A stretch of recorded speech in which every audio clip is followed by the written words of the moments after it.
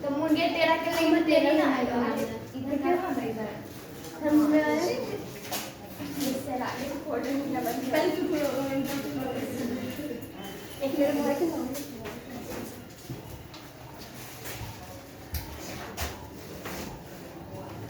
ये फोटो की सेल्फी लेने जा तो हंसती जाती है कहे तक परीक्षा तो लोग गई कल तक मुझे दीजिए कल खत्म परीक्षा नहीं सर कल खत्म हो कल सरकार ने छुट्टी दे दीजिए कल छुट्टी दे दें यस सब में छुट्टी लगाना पड़ता है सब जगह छुट्टी हो गया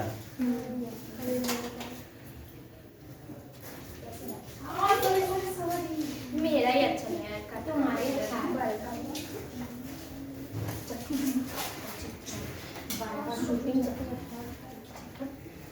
मैं तो भेज दे कल बनाया नहीं कैंसिल कर दो ना भेज देना चाहिए अब मेरा अच्छा नहीं है क्रॉप करना है अच्छा नहीं आँख में देखिए क्या पढ़ा है जो रोशन होगे तो कोई नहीं आएगा उसमें कल कल कल से कौन आएगी नहीं मतलब कल से कम आई आज सरकार गाड़ी दे दो कल छुट्टी दे दें हाँ कल हर जगह छुट्टी है केमिस्ट्री में कल छुआना कल पड़ता है कौन दिन है कल फ्राइडे है तो शनिवार को छुट्टी नहीं होगी सर सैटरडे कौन है सैटरडे तो कौन है ठीक है ठीक कल छुट्टी दे देंगे ठीक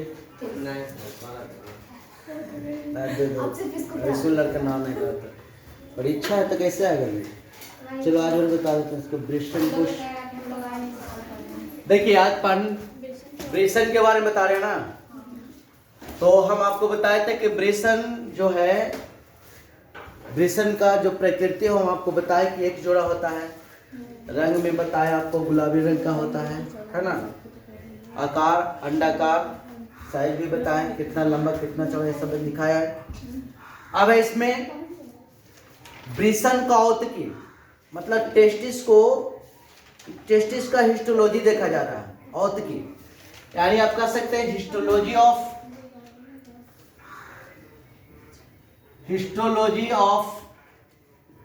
टेस्टिस ब्रेसन का औतकी लिखिए ब्रेसन का औतकी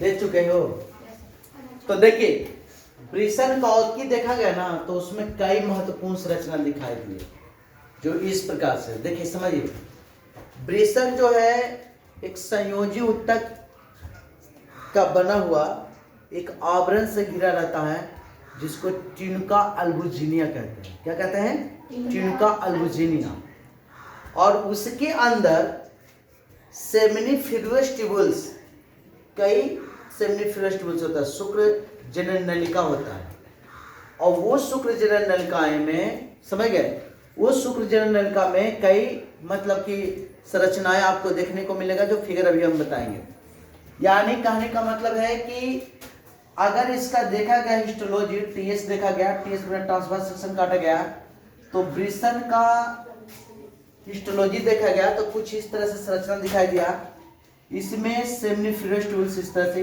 ये ट्यूनिका अल्बुजिनिया हो गया कवर हो गया और इसमें इस तरह से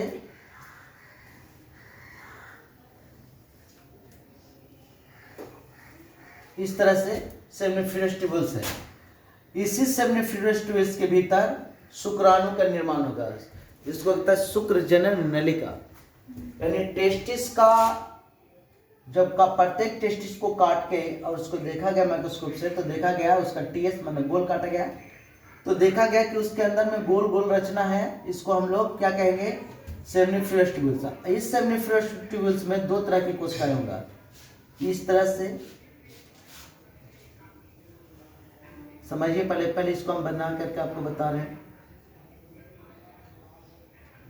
बनाने के बाद हम आपको इसके बारे में समझाते हैं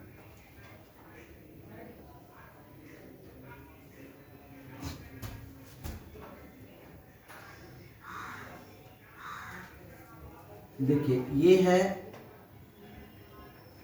कोशिका, इस सब में कोशिकाएं होगा, ये सेमिनिफेरस ट्यूबल्स में है।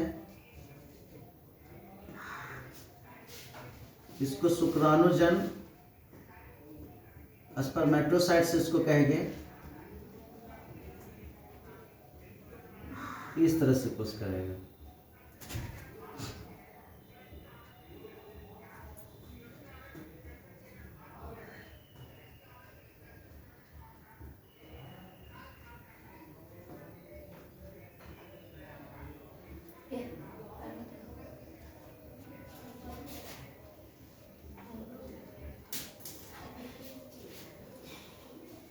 और इसके बीच बीच में ये शुक्राणुजन कोशिका, इसके बीच बीच में अंगुली की जैसा रचना कोशिका रहेगा, उसको कहेंगे सर्टोली कोशिका। सर्टोली कोशिका इस तरह से उंगली जैसा रचना, इस तरह से सर्टोली कोशिकाएं रहेंगे, इस तरह से।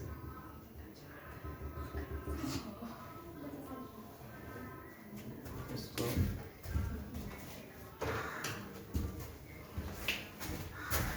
दूसरा पेन से इसको कर देते हैं कलर।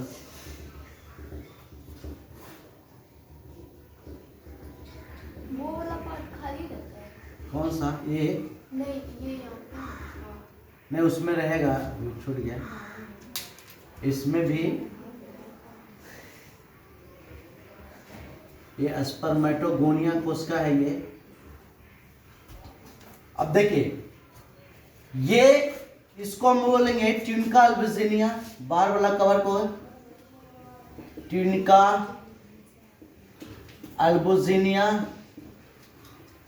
और ये इसको हम लोग बोलेंगे सेमिनिफेरस ट्यूबल्स, पूरा का पूरा सेमिनिफेरस ट्यूबल्स है, सेमिनिफेरस ट्यूबल्स। इसको हम लोग है शुक्र जनन नलिका, शुक्र जनन नलिका, ये शुक्र जनन नलिका है। और इसको में जो प्रत्येक कोशिका है ना, इसका नाम है स्पर्मेटोगोनिया। स्पर्मेटोगोनिया इसको यानी शुक्राणुजन कहेंगे, शुक्राणुजन। और ये जो देख रहे हैं उंगली जैसा रचना, इसको कहेंगे सर्टोली कोशिका। ये है सर्टोली सेल यानी सर्टोली कोशिका, सर्टोली कोशिका, ठीक है। और ये सेमिनिफेरस ट्यूबल्स परिपक्व है, ये अभी बन रहा था, ये बनना स्टार्ट हुआ है, तो मतलब कोई परिपक्व अवस्था में दिखाया जा रहा है, कोई अपरिपक्व अवस्था में दिखाया जा रहा है। देखिए, ये है, ये भी सेमिनिफेरस ट्यूबल्स है, ऐसा स्थिति था, फिर ऐसा हुआ, फिर इस तरह से हुआ, यानी परिपक्व होते रहता है, ठीक है। तो ये जो देख रहे हैं, इसको अंदर इसी स्पर्मेटोगोनिया जो शुक्राणुजन है, इसी से छोटा छोटा स्पर्मेटोजोआ बनेगा। ये शुक्राणु जिसको कहते हैं, अपरिपक्व शुक्राणु पहले बनेगा, फिर परिपक्व हो जाएगा। ये इस तरह से इसको कहेंगे स्पर्मेटोगोनिया, तो वो हो गया। इसको कहेंगे स्पर्मेटोजोआ, स्पर्मेटोजोआ, यानी इसको आप कह सकते हैं शुक्राणु। एक तरह से शुक्राणु अपरिपक्व रूप है, स्पर्म में शुक्राणु होता है, स्पर्मेटोजोआ छोटा छोटा रूप है। तो इतना संरचना दिखाई दे। प्रत्येक सेमिनी, पूरा गोल वाला सेमिनिफेरस ट्यूबल्स है, यानी सेमिनिफेरस ट्यूबल्स में दो तरह की कोशिका। कौन कौन कोशिका? शुक्राणुजन कोशिका और सर्टोली कोशिका, ठीक है। शुक्राणुजन कोशिका से क्या बनेगा? शुक्राणु बनेगा, और सर्टोली कोशिका पोषक पदार्थ देता है किसको? स्पर्मेटोगोनिया को। समझ गया ना? तो सर्टोली कोशिका का पोषक पदार्थ प्रदान करना है, और स्पर्मेटोगोनिया जो है शुक्राणु बनाने में मदद करता है। और प्रत्येक सेमिनिफेरस ट्यूबल्स बहुत सारा होता है, प्रत्येक सेमिनिफेरस ट्यूबल्स, समझ गया ना? प्रत्येक सेमिनिफेरस ट्यूबल्स में के बीच बीच में जो खाली स्थान बचेगा अवकाश, उसको में एक कोशिका होता है, यानी कि सेमिनिफेरस ट्यूबल्स के बाहर जो कोशिका होता है उसको हम लोग बोलेंगे लेडिंग सेल। क्या बोलेंगे? Leydig cell. तो यहाँ पर लेडिंग सेल भी होता है। है ना, इसको लीडिंग सेल कहा जाता है। ये एक तरह से अंतःस्रावी ग्रंथि का काम करता है, ये लीडिंग सेल, लीडिंग सेल इसको हम लोग बोलेंगे। हालांकि इसको इधर से इधर से आ सकते ठीक रहेगा, इसको इधर से दर्शा, ये है लीडिंग सेल। ये ही जो है लीडिंग सेल टेस्टोस्टेरोन नामक हार्मोन निकालेगा। लीडिंग सेल यानी अंतराली कोशिका, अंतराली कोशिका, ये अंतराली कोशिका बना। ये अंतराली कोशिका से क्या निकलेगा? सेक्स हार्मोन टेस्टोस्टेरोन नामक हार्मोन निकलेगा। समझ गए? तो ये जो है टीएस का, ये जो है टेस्टिस का टीएस है, मतलब कि टेस्टिस का ट्रांसवर्स सेक्शन, यानी फिगर शोइंग। फिगर पहले बनाए उसके बाद समझाएंगे। फिगर शोइंग, रुक जाओ एक मिनट, एक लाइन लिखिएगा तब। Figure showing TS of testis लिखेगा तो एक लाइन पहले ये लिखा है, कुछ नहीं लिखा है अभी तक, लिखेगा। कल वाला हेडिंग है हिस्टोलॉजी ऑफ टेस्टिस, ब्रिसन का और लिखिए। मनुष्य के प्रत्येक ब्रिसन का औतकी देखा गया, मनुष्य के प्रत्येक ब्रिसन का औतकी देखा गया तो उसमें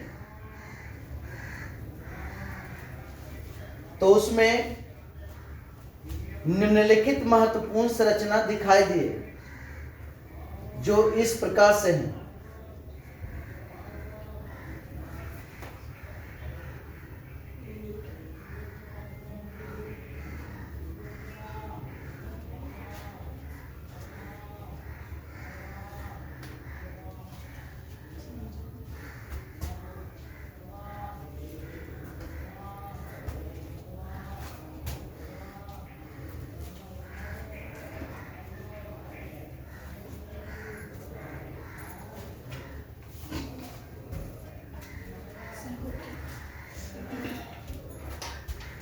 ये फिगर को बनाइए पहले, उसके बाद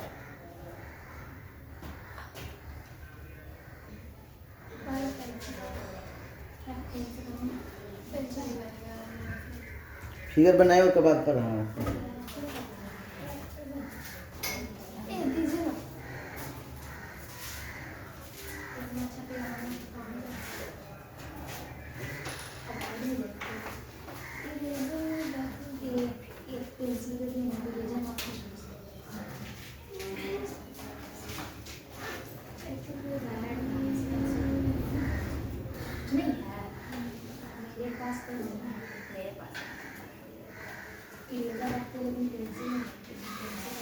अरे पेंसिल बैग में जाता है, निकाल देती है।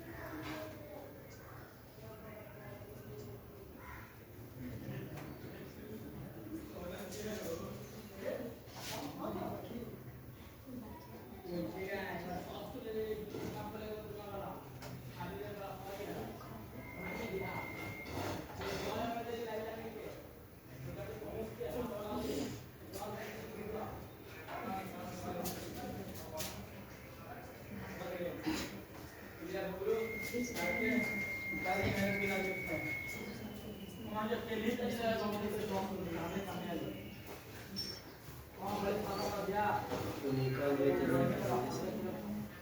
हिंदी में टिनकल वर्जीनिया का हिंदी टिनकल वर्जीनिया ही होगा। कुछ टर्म होता है जिसका जो है इसका हिंदी में भी लिख सकते हो, ट्यूनिका अल्बुजिनिया,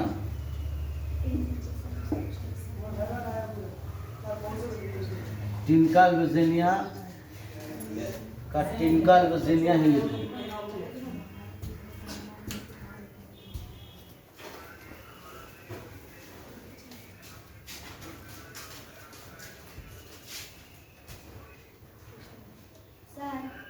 ये जो रेडिंग से है वो पूरा नहीं बनाया, इसे वहीं पे नहीं, यहाँ तक इसका कोई गिनती थोड़े ना है, इतना एरिया में है।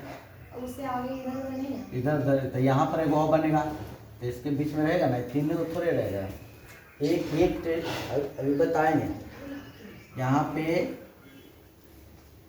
ये तीनों के सापेक्ष में इतने दूर न बनाएंगे, अभी इधर एक सब नहीं इधर की जरूरत नहीं, इतने बीच में बना एक और बनाएगी टेप तब न होगा।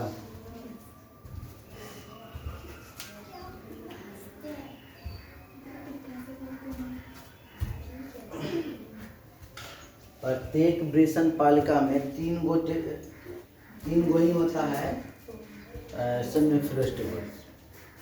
ज़्यादा मत हंसी, ज़्यादा रोना पड़ेगा।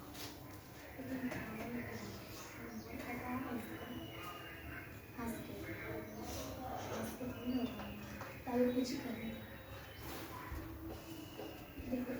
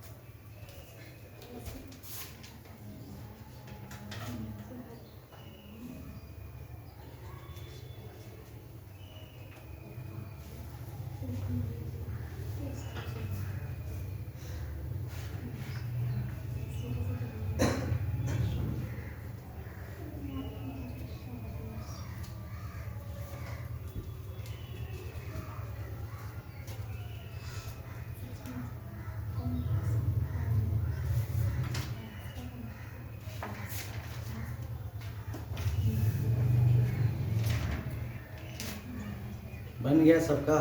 नहीं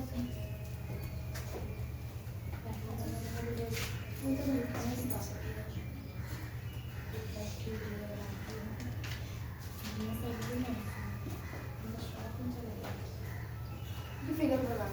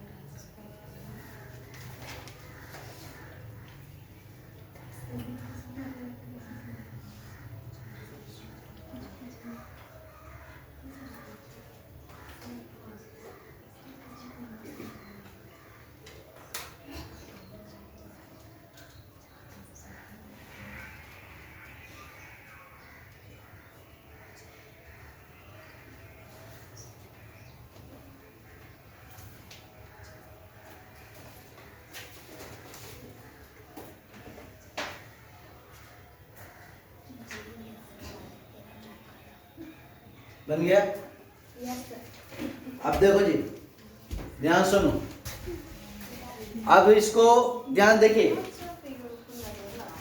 ब्रिसन का औतकी देखा गया तो देखिए ब्रिसन जो है, समझे ध्यान से, ब्रिसन का औतकी देखा गया तो देखा गया कि ब्रिसन एक संयोजी उत्तक से घिरा होता है, उसका नाम है ट्यूनिका अल्बुजिनिया। ट्यूनिका अल्बुजिनिया नामक एक संयोजी उत्तक से घिरा होता है, कवर से, है ना, आवरण से घिरा होता है।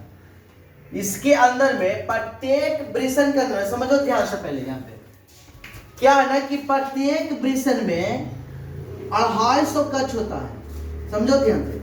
ये ब्रिसन है ना, ब्रिसन, प्रत्येक ब्रिसन में कितना होता है? 250 कक्ष। कक्ष माने रूम, यही ना हुआ, एक एरिया, तो 250 कक्ष होता है। अब प्रत्येक ये 250 कक्ष जो होता है ना, इसका नाम जानते हो कुछ हो? ये प्रत्येक 250 कक्ष का नाम होता है टेस्टिकुलर लेवल्स। टेस्टिकुलर लोबुल बोलते हैं इसको, है ना, यानी टेस्टिकुलर लोबुल्स कहते हैं। 250 कक्ष, ये सभी कक्ष को क्या नाम होगा? टेस्टिकुलर लोबुल्स। इसको हिंदी में कहेंगे ब्रिसन पालिका। ब्रिसन पालिका, समझो पहले ध्यान से। ब्रिसन पालिका हम दिखाए नहीं गए, समझो पहले ध्यान से। एक जो ब्रिसन है ना पुरुष का, एक टेस्टिस, एक टेस्टिस में कितने कक्ष? 250 रूम के तरह 250 कक्ष। ये 250 कक्ष को क्या नाम है? टेस्टिकुलर लोबुल्स, ब्रिसन पालिका। और अब सुनो, प्रत्येक ब्रिसन पालिका में, प्रत्येक ब्रिसन पालिका, है ना, प्रत्येक ब्रिसन पालिका में 3 गो रहेगा सेमनीफेरस। बोलिए, देखो 3 गो बना है ना, एक ब्रिसन पालिका में 3 गो है, तो सोच लो कितना सेमनीफेरस होगा। 250 को 300 गुना करेंगे ना जी, क्योंकि एक, समझिए, एक मतलब कि समझो, एक ब्रिसन में 250 कक्ष है ना, और प्रत्येक कक्ष में कितने? प्रत्येक कक्ष मतलब प्रत्येक ब्रिसन पालिका में कितने? 3 seminiferous tubules. Seminiferous tubules, seminiferous tubules का मतलब शुक्रजनन नलिका। तो 3 शुक्रजनन नलिका, देखो 1 2 3 को बना है, अभी बन रहा है, स्थिति बना है, बनने के स्थिति में ये बन रहा है, ये बन चुका है। तो प्रत्येक सेमनीफेरस ट्यूबल्स, प्रत्येक ब्रिसन पालिका में 3 सेमनीफेरस ट्यूबल्स, और प्रत्येक सेमनीफेरस ट्यूबल्स में 2 तरह की कोशिका, एक हो गया सर्टोली कोशिका और एक हो गया शुक्राणुजन कोशिका। समझ गए? फिर से समझो, अब आराम से, ठीक है। पूरा का पूरा टेस्टिस में कितने कक्ष? 250 कक्ष, और प्रत्येक कक्ष में के गो? 3 गो सेमनीफेरस ट्यूबल्स, 3 गो शुक्रजनन नलिका। इसे शुक्रजनन नलिका के अंदर शुक्राणु का निर्माण होता है, ठीक है। अब प्रत्येक शुक्रजनन नलिका में कितने तरह के कोशिका? 2 तरह के कोशिका, एक सर्टोली कोशिका और एक शुक्राणुजन कोशिका। कोई पहले नाम ले सकते हो। शुक्राणुजन कोशिका से शुक्राणु का निर्माण होगा अर्धसूत्र विभाजन द्वारा, और सर्टोली कोशिका पोषक पदार्थ प्रदान करेगा, किसके लिए? शुक्राणुजन के लिए, स्पर्मेटोगोनिया के लिए। समझ में आया ना? तो यही चीज को लिखाना है, तो लिखेगा नीचे एरो देके, लिखेगा कि प्रत्येक ब्रिसन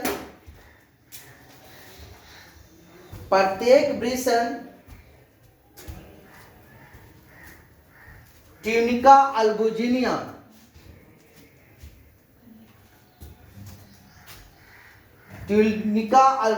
नामक प्रत्येक ब्रिसन ट्यूनिका अल्बुजिनिया नामक संयोजी उत्तक का बना होता है। ट्यूनिका अल्बुजिनिया नामक संयोजी उत्तक का बना होता है।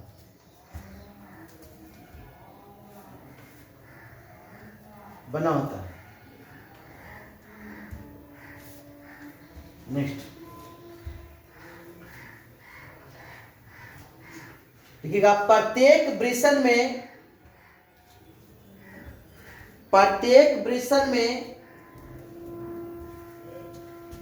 लगभग 250 कक्ष होते हैं। लगभग 250 कक्ष होते हैं। 250 कक्ष होते हैं,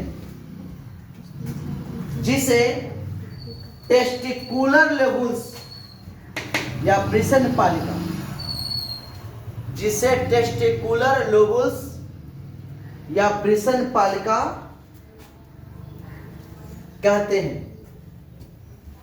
जिसे टेस्टिकुलर लोबुल्स या वृषण पालिका कहते हैं। अब नेक्स्ट पॉइंट,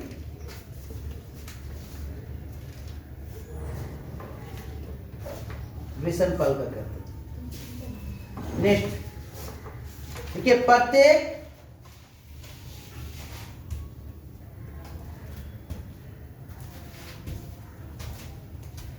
वृषण पालिका में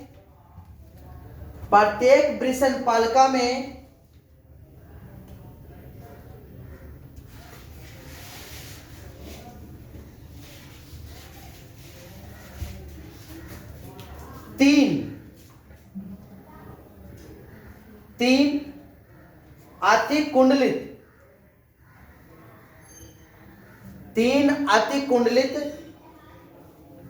शुक्र जनन नलिकाएं, 3 अतिकुंडलित शुक्र जनन नलिकाएं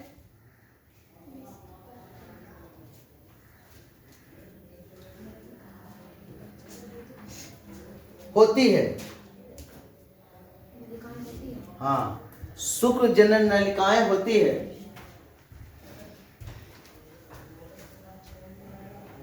जिसमें शुक्राणुओं का निर्माण होता है। जिसमें शुक्राणुओं का निर्माण होता है।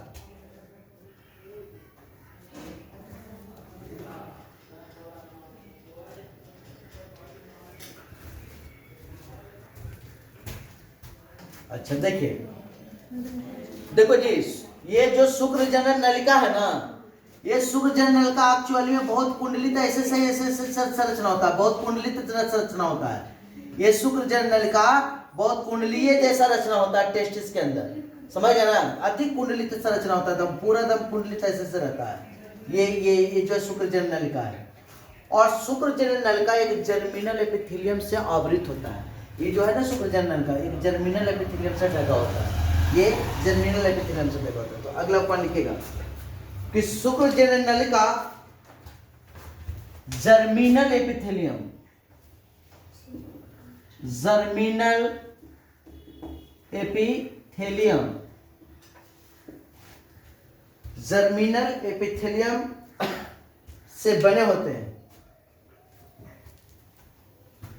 से बने होते हैं। जर्मिनल एपिथेलियम से बने होते हैं।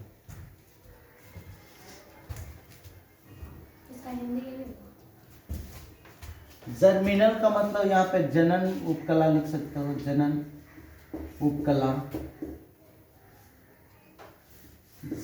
उपकला के बने होते हैं। ठीक है, इसको मैं कितने प्रकार के कोशिका बुआ? 2 प्रकार के। कौन कौन? सर्टोली कोशिका और शुक्राणुजन्य कोशिका। ठीक है, तो अगला पॉइंट लिखिएगा। देखिए, प्रत्येक शुक्र जनन नलिका में 2 प्रकार के कोशिकाएं पाए जाते हैं। प्रत्येक शुक्र जनन नलिका में 2 प्रकार के कोशिकाएं पाए जाते हैं। देखो, इसमें सबसे पहला है ये वाला।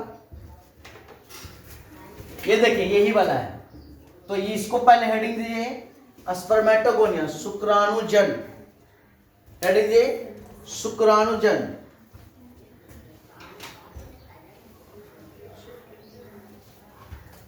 शुक्राणुजन। देखो बुआ, ये जो कोशिका है शुक्राणुजन, इसको शॉर्ट में बताएंगे जब शुक्राणु जनन पढ़ाएंगे ना, स्पर्मेटोजेनेसिस शुक्राणु कैसे कैसे बनता है, तो वहां पर थोड़ा डिटेल से इसके बारे में बताएंगे।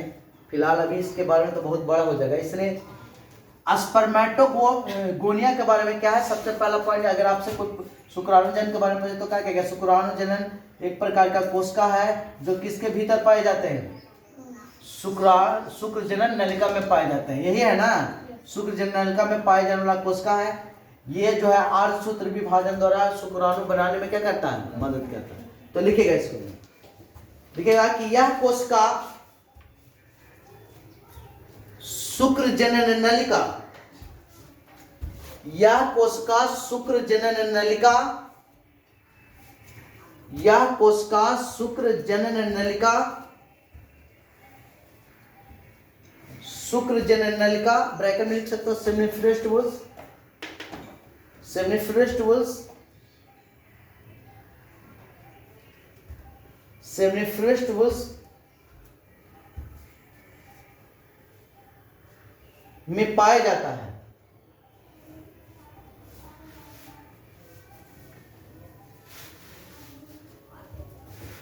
जो अर्धसूत्री विभाजन द्वारा,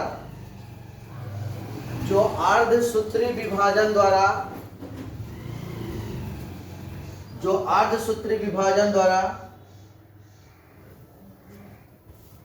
शुक्राणुएं उत्पन्न करता है, जो अर्धसूत्री विभाजन द्वारा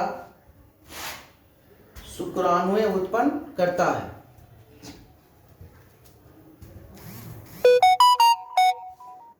अब लिखेगा सर्टोली सेल, सर्टोली कोशिका, दूसरा लिखेगा सर्टोली कोशिका।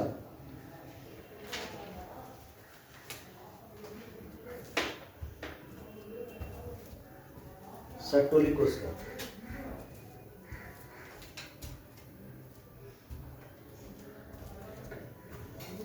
लिखेगा कि यह कोशिका, यह कोशिका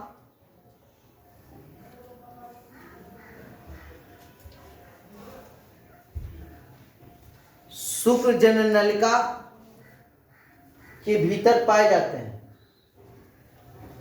यह कोशिका शुक्र जनन नलिका के भीतर पाए जाते हैं।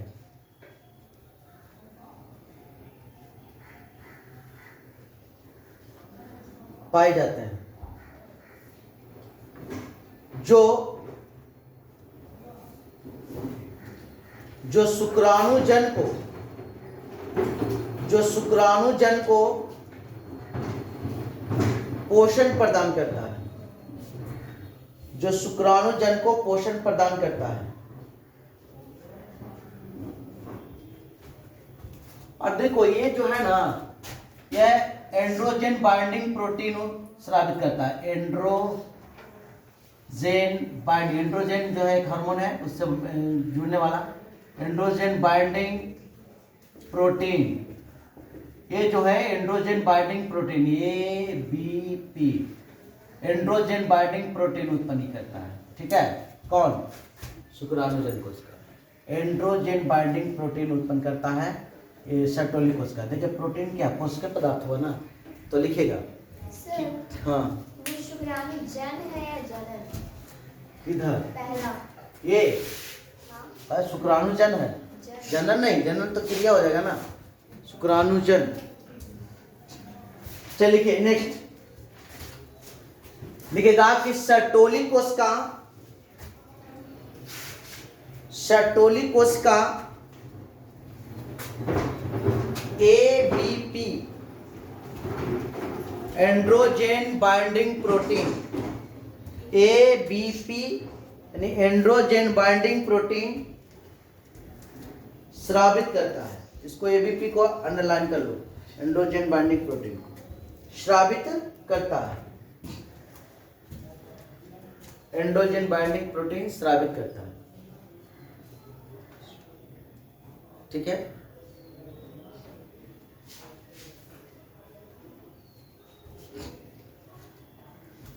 अब देखिए लेडिंग सेल की बात करते हैं, अंतराली कोशिका का। तो ये अंतराली कोशिका क्या है? लेडिंग सेल सेमिनिफरस ट्यूबल्स के बाहर है, और सेमिनिफरस ट्यूबल्स के बाहर है, और कई तीनों सेमिनिफरस ट्यूबल्स के बीच में जो खाली स्थान बचा अवकाश उसी में है ये। और इसका ये एक तरह से अंतःस्रावी ग्रंथि का कार्य करता है। अंतःस्रावी ग्रंथि क्या करता है? हार्मोन निकालेगा। कोई भी अंतःस्रावी ग्रंथि एंडोक्राइन ग्लैंड्स क्या निकालता है? हार्मोन निकालता है। तो ये एक तरह की हार्मोन निकालेगा, लेकिन कौन सा हार्मोन निकालेगा? नर का सेक्स हार्मोन निकालेगा, पुरुष के लिए सेक्स हार्मोन निकालेगा, है ना, टेस्टोस्टेरोन। कौन सा हार्मोन? टेस्टोस्टेरोन, ठीक है ना। एंड्रोजन ग्रुप का टेस्टोस्टेरोन हार्मोन निकालेगा। वही जो है पुरुषों में लैंगिक लक्षणों को कंट्रोल करता है, मूंछ दाढ़ी का आना, उसमें सेक्स करने की प्रवृत्ति, शुक्राणु का बनना, ये सब कौन कंट्रोल करेगा? लेडिंग सेल द्वारा स्रावित क्या करेगा? हार्मोन करेगा इसका कंट्रोल, ठीक है। तो इसको अगले दिन बताएंगे बढ़िया से। लेडिंग सेल अभी बहुत विद्यार्थी परीक्षा पढ़ रहा है तो सब सेंट है, उसको छूट भी सकता है। और आप लोगों को कल छुट्टी चाहिए? और कहा कि टेस्ट वाला सब लड़कन काम आ रहा है अभी, तो सैटरडे को टेस्ट नहीं ना है, तो सैटरडे को पर्सनल क्लास रहेगा। संडे को तो हम शनिवार को बताएंगे, तो इस बार हो सकता है कहीं जाने का प्रोग्राम लग रहा है। अगर संडे को नहीं गए तो पढ़ा देंगे, अगर गए ज़्यादा जरूरी है तो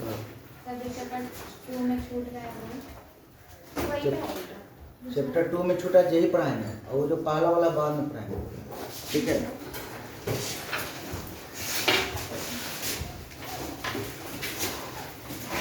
इलेवेंथ वाला के नहीं छूटेगा, खाली तो लोग करेगा। इलेवेंथ वाला का पढ़ाई थी ना, उस लोग के ना परीक्षा पढ़ रहा है, तो 11th वाला कल क्लास रहेगा 7 बजे, लेकिन तुम लोग का खाली छुट्टी कल रहेगा, परसों पढ़ाई रहेगा तुम लोग।